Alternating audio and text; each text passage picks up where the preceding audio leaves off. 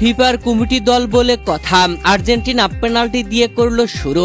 Lautaro Martinez এবং জুলিয়ানোর গোলে হন্ডুরাসকে হারালো আর্জেন্টিনা। প্রিয় দর্শক, ফ্রেন্ডলি ম্যাচে হন্ডুরাসের বিপক্ষে যুক্তরাষ্ট্রের মাটিতে খেলতে নেমেছিল আর্জেন্টিনা। আজ বাংলাদেশ সময় ভোর 6টায় শুরু হওয়া এই ম্যাচে আর্জেন্টিনা দারুণ জয় তুলে নিয়েছে।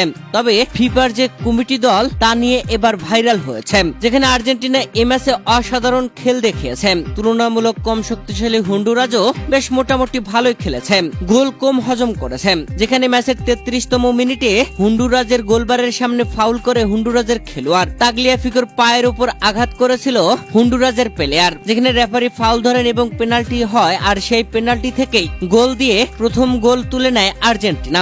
গোলটি করেন লাউতারো মার্টিনেজ, যে গোলটি হয় ম্যাচের 37তম মিনিটে।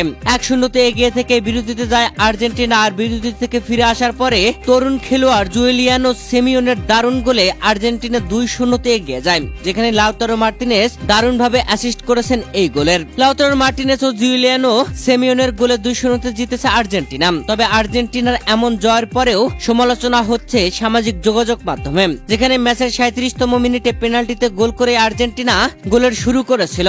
আর এ নিয়ে সামাজিক যোগাযোগ মাধ্যমে অনেকে লেখালেখি করছেন যে ফিফার কমিটি দল পেনাল্টি দিয়েই শুরু তো করবে তারাই, আর্জেন্টিনা তো ফিফার আসলেই কমিটি দল, এমনটাই লিখছেন তারা। তবে একটা কথাই বলতে চাই, ওই ফাউলটা আসলে ফাউলই হয়েছিল, সেটা অরিজিনালি আর্জেন্টিনা পেনাল্টি পাওয়ার যোগ্য ছিল বলেই পেনাল্টি দেওয়া হয়েছে।